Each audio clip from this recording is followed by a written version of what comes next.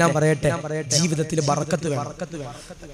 നമ്മളെപ്പോഴും ദുആ ചെയ്യും, പടച്ചോനെ ബറക്കത്ത് താ അല്ലാഹ്, ബറക്കത്ത് താ അല്ലാഹ്, ബറക്കത്ത് താ അല്ലാഹ് എന്ന് പറഞ്ഞിട്ട് നമ്മളൊക്കെ ദുആ ചെയ്യും, പടച്ചോനെ ഞങ്ങളുടെ സമ്പത്തിൽ ബറക്കത്ത് താ അല്ലാഹ്, ഞങ്ങളുടെ ഭാര്യമാരിൽ ബറക്കത്ത് താ അല്ലാഹ്, ഞങ്ങളുടെ മക്കളിൽ ബറക്കത്ത് താ അല്ലാഹ് എന്ന് പറഞ്ഞിട്ട് ഞാൻ നിങ്ങളൊക്കെ പൊട്ടിക്കരഞ്ഞ് ദുആ ചെയ്യും. ബറക്കത്ത് വേണം. ഞാൻ പറയണ 2 റക്അത്ത് സുന്നത്ത് നിസ്കാരം നിസ്കരിക്കണം. നിസ്കരിക്കോ? അതിനു മുമ്പ് എന്ത് ചെയ്യണം? ആദ്യമേ ഫർള് നിസ്കരിക്കണം. അല്ലാഹു ഈമാൻ നൽകട്ടെ. ജീവിതത്തിൽ ബറക്കത്ത് വേണമെങ്കിൽ ഞാൻ പറയണ ഈ 2 റക്അത്ത് നിസ്കാരം നിസ്കരിക്കണം. അല്ലാഹു കാത്തിരക്ഷിക്കട്ടെ. ഏതാ ആരെങ്കിലും ഒരാളെന്റെ പ്രിയപ്പെട്ടവരെ ദുഹാ നിസ്കരിച്ചാൽ അൽഹംദുലില്ലാഹ്, പടച്ചവനെ ജീവിതത്തിൽ അല്ലാഹു ബറക്കത്ത് നൽകുന്നതോ ഇസ്സത്ത് നൽകുന്നതാ.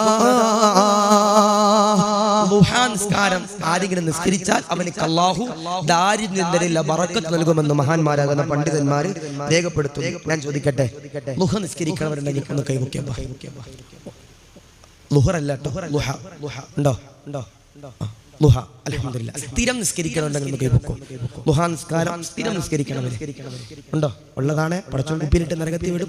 സ്ഥിരം നിസ്കരിക്കണവർ, സ്ഥിരം എല്ലാ ദിവസവും ളുഹാ നിസ്കരിക്കണവർ 1 ആൾ, 2 ആൾ, 3 ആൾ, 4 ആൾ പൊക്കിക്കപ്പ ഉണ്ടോ? ഇന്നുണ്ടോ?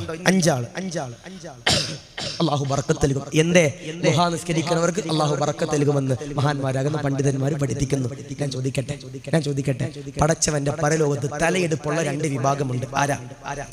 അള്ളാഹുവിന്റെ കോടതിയിൽ തലയെടുപ്പുള്ള 2 വിഭാഗമുണ്ട്. ആശിഖ്ദാരിമിയും പള്ളിയിലെ ഖത്തീബും പ്രസിഡന്റും ഹക്കീമും കമ്മിറ്റിക്കാരും ഒക്കെ ഇങ്ങനെ തലകുനിച്ച് നിൽക്കുമ്പോ 2 വിഭാഗം ആളുകൾ പടച്ചവന്റെ പരലോകത്ത് തലയെടുപ്പോട് കൂടി കടന്നു വരും.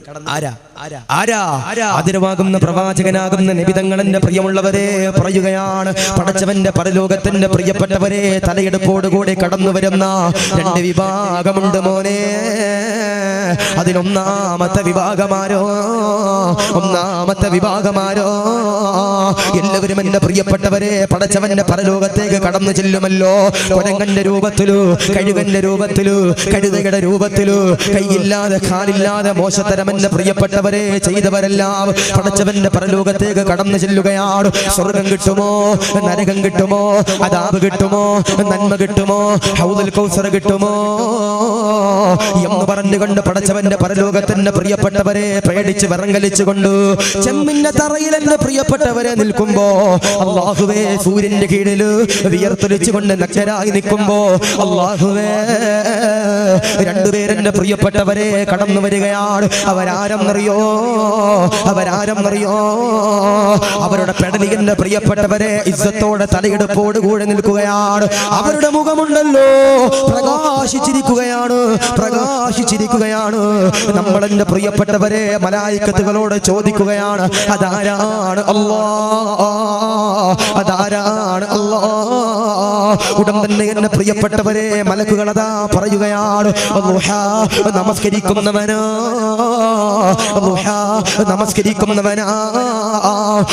നമസ്കരിക്കുന്നവനെന്റെ പ്രിയപ്പെട്ടവരെ പടച്ചവന്റെ പരലോകത്ത് തലയെടുപ്പോടെ ഇസ്സത്തോടെ റാഹത്തോടെ പ്രകാശിച്ചുകൊണ്ട് കടന്നു വരുന്നതോ.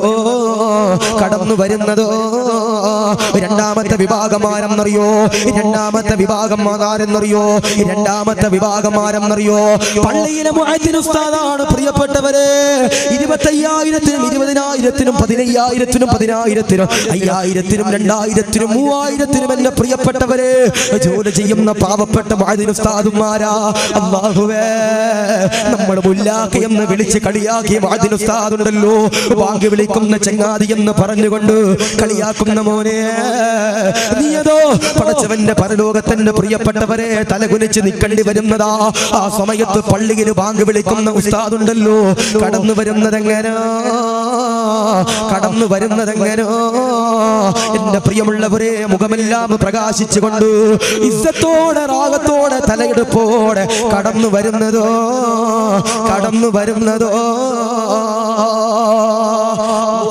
നിസ്കരിക്കുന്നവൻ പടച്ചവന്റെ പരലോകത്ത് തലയെടുപ്പോടെ കടന്നു വരും. പിന്നെ പള്ളിയിൽ ബാങ്ക് വിളിക്കണം. മുല്ലാക്ക മുഅദ്ദിൻ സാഹിബ് എന്റെ പ്രിയപ്പെട്ടവരെ നാളെ പരലോകത്ത് തലയെടുപ്പോടെ കടന്നു വരുമെന്ന് ആദരവാകുന്ന പ്രവാചകൻ നബി മുഹമ്മദ് മുസ്തഫ സല്ലല്ലാഹു അലൈഹി വസല്ലം അതാ പറയണ ചങ്ങാതി, ഇടക്കിടക്ക് പള്ളിയിൽ ബാങ്ക് കൊടുക്കണം.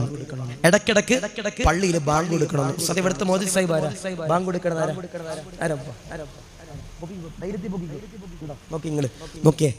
ഇപ്പൊ തലയൊക്കെ കൊണ്ട് ചീമാനോടെ ഇരിക്കാം. പക്ഷെ പടച്ചോന്റെ പരലോകത്ത് എന്റെ പ്രിയപ്പെട്ടവരെ തലയെടുപ്പോട് നിൽക്കും. ഉസ്താദ് എത്ര കൊല്ലേ ബാങ്ക് വിളിക്കാൻ തുടങ്ങിയിട്ട്? എത്ര കൊല്ലേ? 13 കൊല്ലം. 13 കൊല്ലം അല്ലേ? മദ്രസയൊക്കെ പഠിപ്പിക്കുന്നുണ്ടോ? മദ്രസ ഇല്ല.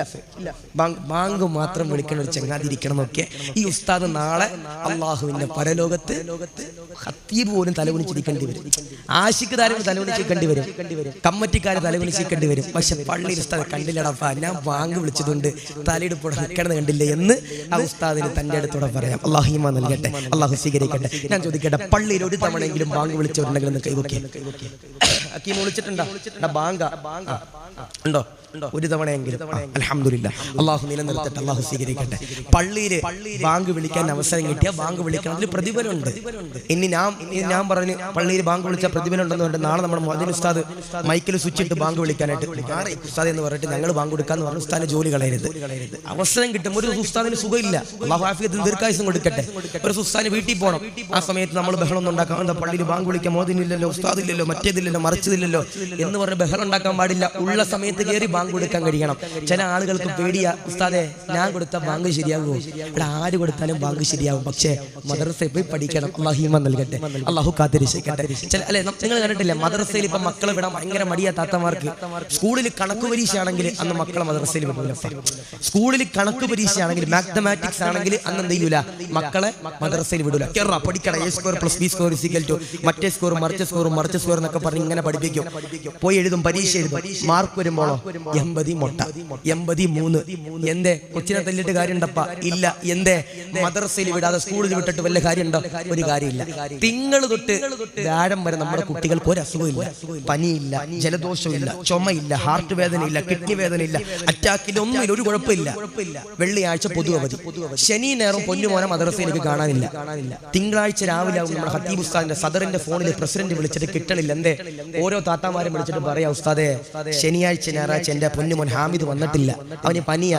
എന്റെ പൊന്നുമോൻ കമർ വന്നിട്ടില്ല, അവന് ജലദോഷ, അവന് തുമ്മല. അതുകൊണ്ട് ഉസ്താദ് അവനെ അടിക്കരുത്, കയറ്റണമെന്ന് പറയും. എന്ത് തുമ്മല്, എന്ത് ജലദോഷം? ഉസ്താദ് ശനി ഞായറും നിക്കാഹിന് പോയപ്പോ ഉസ്താദിന്റെ തൊട്ടടുത്തിരുന്നിട്ട് സ്വന്തം മദ്രസയിൽ പഠിപ്പിക്കാൻ ഉസ്താദാണെന്ന് പോലും മൈൻഡ് ചെയ്യാതെ ബീഫ് എടുത്തിട്ട് കഴിച്ച ചങ്ങാതിയ ശനി ഞായറും ജലദോഷം എന്ന് പറയണേ. അള്ളാഹു ഈമാൻ നൽകട്ടെ. ഉമ്മമാരെ മക്കൾക്ക് വേണ്ടി എന്ത് ചെയ്യാൻ പാടില്ല, കളവ് പറയാൻ പാടില്ല. അതുകൊണ്ട് ളുഹാ നിസ്കരിച്ചാൽ, പള്ളിയിൽ ബാങ്ക് കൊടുത്താൽ പടച്ചവന്റെ പരലോകത്ത് തലയെടുപ്പോടുകൂടി നിൽക്കാൻ കഴിയുമെന്ന് ആദരവാകുന്ന പ്രവാചകൻ നബി മുഹമ്മദ് മുസ്തഫ സല്ലല്ലാഹു അലൈഹി വസല്ലം. അള്ളാഹു കാത്തിരക്ഷിക്കട്ടെ, അള്ളാഹു സ്വീകരിക്കട്ടെ.